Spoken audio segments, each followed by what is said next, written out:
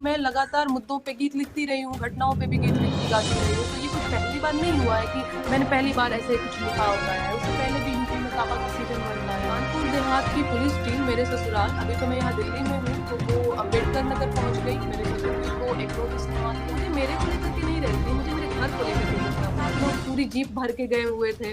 अब आप खुद सोचिए कि मेरी नई-नई अभी शादी हुई है। अगर मैं एक सामान्य लड़की होती तो ये कितनी बड़ी बात है कि मेरे ससुराल में शादी को 8 महीने 9 महीने की एज है और पुलिस हमारे यहाँ कहा जाता है ना यूपी बिहार। नेहा सिंह को 3 दिन के भीतर जवाब मांगा गया है और 7 सवाल हैं कि इसमें आप खुद हैं, ये गीत आपने लिखा है, आप स्वयं आप देखिए पूछे है ना, हाँ या ना। अब ना आप लिखोगे तो भी फंसोगे, हाँ लिखोगे तो भी। मतलब कितना दिमाग लगाया है आपने, ये गीत गाया है। तो जैसा कि आप देख रहे हैं हमारे साथ हैं खुद नेहा सिंह राठौर, मशहूर सिंगर हैं। बीते 2-2.5 सालों के दौरान कई भोजपुरी गानों से और खास करके बेरोजगारी, महंगाई, सत्ता की सियासत और ऐसे तमाम मुद्दों पर नेहा सिंह ने जिस तरह के गाने गाए हैं और उन गानों में जो तंज रहा है सिस्टम के खिलाफ, सरकार के खिलाफ, नीतियों के खिलाफ, तमाम खामियों को अपने अंदाज में बताते हुए नेहा सिंह काफी लोकप्रिय हुई हैं 2-2.5 सालों में। तो लेकिन उसी नेहा सिंह राठौर को अगर यूपी में काबा सीजन 2 की वजह से यूपी पुलिस का नोटिस पहुंचा है और पुलिस का एक दस्ता कानपुर से चलकर उनके घर तक दिल्ली तक आ गया, तो इसलिए हमने जानने के लिए नेहा सिंह को बुलाया है। तो नेहा, शुरू आप ही से करते हैं, क्या हुआ पूरा मामला बताइए। जो नोटिस है मेरे पास है, जो आपने ट्वीट किया था और 7 पॉइंट है उसमें, लेकिन पुलिस कैसे पहुंची, क्या ट्रैक करके पहुंची, कानपुर से पुलिस वाले पहुंचे तो क्या कहा, पूरी बात आप बताइए। तो सर जैसे मामला ये हुआ कि यूपी में काबा सीजन 2 कानपुर देहात में जो कांड हुआ है, माँ बेटी जो है जिंदा जल गई और बुलडोजर चला दिया गया उनके घर पे, ये सारी चीजें, तो मैं लगातार मुद्दों पे गीत लिखती रही हूँ, घटनाओं पे भी गीत लिखती गाती रही हूँ। तो ये कोई पहली बार नहीं हुआ है कि मैंने पहली बार ऐसे कुछ लिखा और गाया है। उससे पहले भी यूपी में काबा का सीजन 1 गाया था। उस दौरान भी आपने देखा ही होगा कितना हो हल्ला इन लोगों ने मचाया गलत तरीके से। इस बार ये हुआ कि मैंने ये गीत गाया और कानपुर देहात की पुलिस टीम मेरे ससुराल, अभी तो मैं यहाँ दिल्ली में हूँ, तो वो अम्बेडकर नगर पहुँच गई। मेरे ससुर जी को एक नोटिस थमा दिया। उसमें ये लिखा है, आपको तो मैंने भेजा भी हुआ है और ट्विटर वगैरह पे भी ये चीजें अपलोड है, तो लोग भी देख रहे होंगे कि उसमें ये लिखा है कि मेरे गीत से समाज में वैमनस्य फैल रहा है, तनावपूर्ण माहौल जो है मैंने क्रिएट करने की कोशिश करी है, सामाजिक सौहार्द जो है वो बिगाड़ने की मैंने कोशिश की है। तो ये सब मामला उसमें लिखा हुआ, ये सारी चीजें लिखी हुई है। तो वो नोटिस पहले मेरे ससुर जी को दिया, तो उनको लगा कि नहीं, ये तो जिस पे ये सारी चीजें हो रही है उसको थमाना चाहिए था, तो उनको लगा कि नहीं गलत हो गया है। तो इससे पहले ही मतलब 6-7 लोग पूरी जीप भर के गए हुए थे। अब आप खुद हाँ, सोचिए कि मेरी नई-नई अभी शादी हुई है। अगर मैं एक सामान्य लड़की होती तो ये कितनी बड़ी बात है कि मेरे ससुराल में शादी को 8 महीने 9 महीने भी नहीं हुए और पुलिस, हमारे यहाँ कहा जाता है ना यूपी बिहार में कि अरे अजब कोर्ट कचहरी के चक्कर और यही सारी चीजें। तो मेरे ससुर जी भी काफी घबरा गए कि बेटा क्या बात हुई है। मैंने कहा कि ऐसी-ऐसी बात है, तो वो भी गीत-वीत सुन रहे थे, कह रहे थे इसमें ऐसा क्या है कि ये लोग ऐसे कर रहे हैं। इसके बाद कल क्या हुआ है, कल फिर से ये कानपुर लोग देहात। 6-7 जीप में आप कह रहे हो नेहा, अंबेडकर नगर जहां आपकी ससुराल है वहां पहुंचे। जी, वहां पहुंचे मेरे ससुर जी को नोटिस देने। वो वहां कब गए थे? वहां गए थे, आज से 2 दिन पहले गए थे। 2 दिन पहले, हाँ ठीक है। और कल उसके बाद कल कल गया। रात, जी कल रात 8 बजे मेरे यहाँ आए। तो सबसे पहले ये फोन करते हैं मुखर्जी नगर आके हिमांशु के नंबर पे कि मैं एक क्या बोलते हैं यूपीएससी प्रिपरेशन करना चाहता हूँ। हिमांशु जी आपकी कुछ गाइडेंस चाहिए, आप तो यहाँ बच्चों को तैयारी करवाते हैं। मतलब इस तरह से करके कि मैं एक स्टूडेंट बोल रहा हूँ। तो हिमांशु को भी ये लगा कि कोई आपको नंबर कहाँ से मिला मेरा, कौन किसके थ्रू आप ये सब कुछ जानना चाहते हैं। तो झूठ-झूठ बोल रहे थे कि अरे हम यूपी से आए हैं, कहीं से भी नंबर मिल गया है, हमको बस आपसे कुछ बातें जाननी है, झूठ बोल करके। तो फिर हिमांशु ने बोला कि नहीं ऐसे तो मैं किसी से मिलने नहीं आ सकता हूँ, आप कुछ बताइए कि किसके थ्रू और कौन बात कर रहे हैं।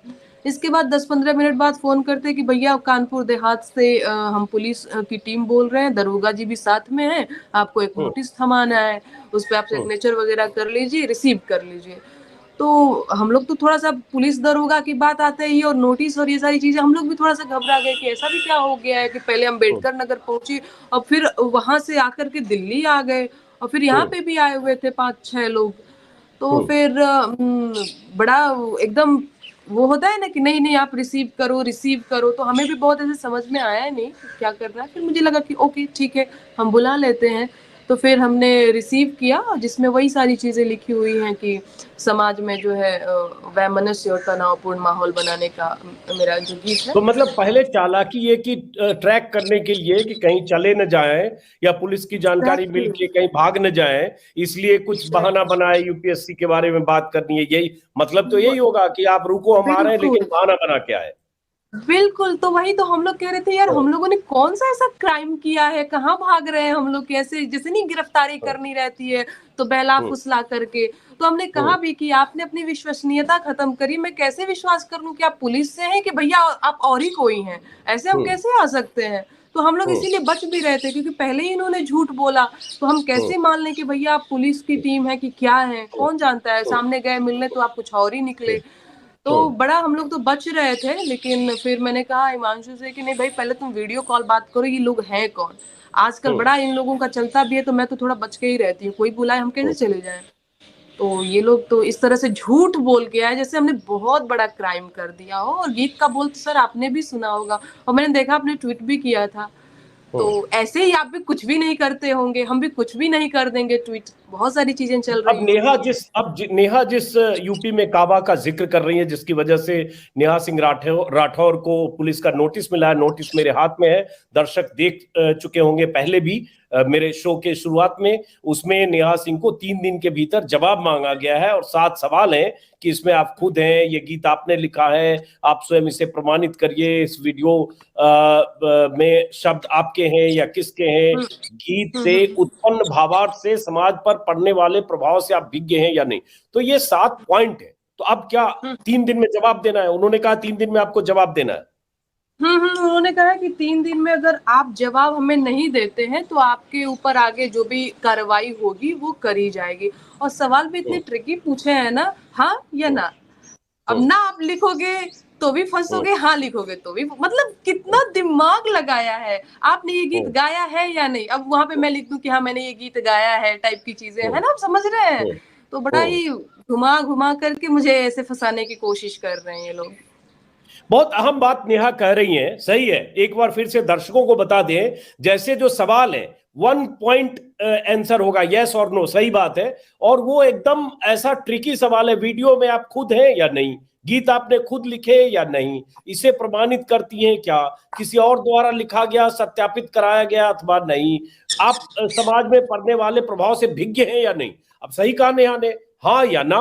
आप ना कहते हो तो उसके बाद फिर अगली क्या कार्रवाई होगी पता नहीं। अब नेहा एक चीज बताओ, मैं पहले दर्शकों को एक बार वो वाला वीडियो, हालांकि हो सकता है नोटिस हम जैसे लोगों को भी मिले, लेकिन फिर भी मैं चाहता हूं दर्शक फैसला करे कि देश में कोई सिंगर, कोई आर्टिस्ट, कोई कलाकार, कोई फनकार अपनी बात अपने अंदाज में कहता है, जो उसकी कलाकारी है, अदाकारी है, उसी अंदाज में कहेगा। पत्रकार मैं अपनी तरह से कहता हूं, नेहा गाकर कहती है, कोई व्यंग में कहता है, कोई तंज में कहता है, कोई कॉमेडी में कहता है, क्या उसके बदले उसे नोटिस दिया जा सकता है? और क्या इतना बड़ा गुनाह है नेहा का, जहां कानपुर में बुलडोजर चलने से, घर में आग लगने से या जलाने से या जैसे भी हो, 2 की मौत हो चुकी हो, मां बेटी की, शर्मिंदगी वहां होनी चाहिए। लेकिन एक कलाकार ने अगर उस घटना को अपने शब्दों में बयां किया तो उनके घर पुलिस पहुंची है, वो भी कानपुर से गाड़ियों में लदकर दिल्ली।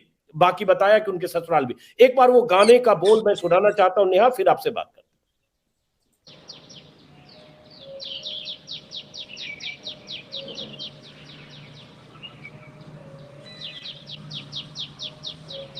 अरे बाबा के डीएम तो बड़ी रंगबाज बा, बाबा के डीएम तो बड़ी रंगबाज बा, कानपुर देहात में ले आइल राम राज बा, बुलडोजर से रौंदत दीक्षित के घर आज बा, अरे यही बुलडोजरवा पे बाबा के नाज बा, काबा यूपी में काबा, कलेक्टर ठुमके बाज बा, सटकल ओ कर्मी जाज बा, अधिकारी भैले बेलगाम मनमानी के रिवाज बा, काबा यूपी में काबा, अरे गरीबन के मड़ई फुकवा फुकवादा गुर्बत के इलाज बा, गरीबन के मड़ई फुकवादा गुर्बत के इलाज बा, लोकतंत्र के नाम पे भैया भइल कोढ़ में खाज बा। काबा यूपी में काबा, अरे आग लगी तो हिंदू जरिहे जरिहे मुसलमान बा, आग लगी तो हिंदू जरिहे जरिहे मुसलमान बा। ए बाबा एह जाना खाली अब्दुल के मकान बा। काबा यूपी में काबा। आपने सुन लिया। मैं दर्शकों से भी कहना चाहूंगा, इस गाने में ऐसा क्या है जिस पर पुलिस को नोटिस देना चाहिए? जो स्थितियां हैं यूपी में या कहीं भी जहां बुलडोजर चलता है, बुलडोजर के नाम पर जो नाइंसाफियां होती है, उसको नेहा ने अपने शब्दों में बयां किया है। तो अब नेहा, आगे क्या किसी तरह की चिंता है आपको? हालांकि मैं कहूंगा हम जैसे हजारों लोग, आपके लाखों करोड़ों दर्शक आपके साथ होंगे, कोई भी इसको सुनेगा तो कहेगा पुलिस गलत कर रही है, टारगेट कर रही है, आपको डराने की कोशिश कर रही है। जी है, हालांकि मैं कहूंगा हमारे जैसे हजारों लोग, आपके लाखों करोड़ों दर्शक जो भी सुनेंगे, उनको लगेगा कि आपने एक बात, जो मुद्दा है, इशू है, बुलडोजर का है, नाइंसाफियों का है, उसको अपने ढंग से आपने उसको शब्द दिया है, उसको अपने अंदाज में गाया है। लेकिन क्या आपको किसी तरह की चिंता और डर जैसा भी लग रहा है? हाँ सर, क्यों नहीं चिंता और डर लगेगा। पहली बार ये मेरे साथ चीजें ऐसे हो रही हैं कि पुलिस घर तक पहुंच आई है। उससे पहले भी एक दो बार ऐसा हुआ है कि हाँ, मुझे नोटिस मिले हैं। एक बार और मैंने कुछ ऐसे बिहार में काबा या फिर और भी मेरे गीतों पे आते रहते हैं। पर हाँ, बिल्कुल डर लग रहा है। मैं जहाँ से आती हूँ, मैं बिहार की लड़की हूँ, मैं गांव की लड़की हूँ, जहाँ पे बहुत बड़ी बात मानी जाती है कोर्ट कचहरी पुलिस दरोगा होना। तो मेरे लिए बहुत बड़ी बात है और ऑब्वियस सी बात है, हम डरे हुए भी हैं कि भैया हमने ऐसा क्या कर दिया है। डरे इसी बात से हुए कि भैया कौन सा क्राइम किया इतना। पुलिस पहले मेरे घर आती है, फिर एकदम कानपुर देहात से लद के यहाँ दिल्ली भी चली आती है। कल तो मेरी सोसाइटी के गार्ड मुझे ऐसे एकदम संदिग्ध नजर से देख रहे थे कि यार भैया, सोसाइटी में ऐसे लोग भी रहते हैं क्या, जैसे हमने कोई बहुत बड़ा क्राइम कर दिया हो। तो डर तो बिल्कुल लग रहा है। और ये बात एक्चुअली हमारे यहाँ बड़ा इसको इज्जत से लेकर के देखी जाती है कि आपके घर में पुलिस दरोगा आ रहा है, मतलब भैया ये लोग कैसे लोग हैं कि इस तरह से चीजें हो रही हैं। तो ये बाकी नेहा हम बताओ, लोग कल रात जब आपने ट्वीट किया, हम लोगों ने भी ट्वीट किया है, बहुत सारे हजारों लोगों ने ट्वीट किया, यूपी पुलिस को, डीजीपी को, सीएम को टैग किया, उसके बाद कोई जवाब या कोई बातचीत, कहीं से कोई बात हुई है? नहीं, उसके बाद कोई, ये लोग जवाब कहाँ देते हैं। इनको जवाब देना ही नहीं है। ये तो अपनी थथराई पे उतरे हुए हैं। इनको जवाब देना रहता तो ये सब कुछ भी नहीं करते। कानपुर देहात की पुलिस टीम ने अपने ऑफिशियल अकाउंट से ये सारी चीजें शेयर करी कि हाँ, उक्त महिला को नोटिस थमा दिया गया है। उनके गानों से समाज में यही तनावपूर्ण माहौल फैल रहा है, ये सारी चीजें। बाकी ये बात कहाँ सुनते हैं। तो आश्चर्यजनक है यही कि जो कानपुर के पुलिस वाले का जो बयान ट्विटर पर देखा, वो इस तरह से दे रहे, उक्त महिला, हाँ, जैसे पता नहीं कोई, हाँ, ये इंटेंशन उसमें संदिग्ध है नया। बिल्कुल बिल्कुल। तो बाकी हम लोग अपने वकील से बात कर रहे हैं और आगे हमको क्या पता है इस सब चीजों में क्या करना रहता है। तो हमारे वकील ही बताएंगे, जैसे वैसे आगे हम भी करेंगे। तो आपको पहले भी इस तरह की मुश्किलों का या नोटिस का सामना करना पड़ा है? गालियां, धमकियां और ट्रोल तो बहुत हुई हैं, आप जब भी हाँ, यूपी पे चुनाव के दौरान भी और उसके पहले भी। बहुत ज्यादा बहुत ज्यादा। तो मैं तो इनको रोज जवाब दे दिया करती थी कि भैया तुम लोग कितना भी मुझे गरिया लो, मैं तुम्हारे अंगूठे में दर्द करा दूंगी। मेरे गीत तो खत्म नहीं होंगे और लगातार आएंगे। और मैंने उस दौरान भी यूपी में काबा पार्ट 1, पार्ट 2, पार्ट 3 करके अपलोड किया।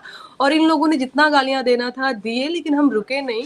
पर अब इस तरह से अब पुलिस के साथ आकर के डराना धमकाना, ये कुछ ज्यादा हो रहा है। ऐसा लग रहा है हमने बहुत बड़ा गुनाह कर दिया है कोई।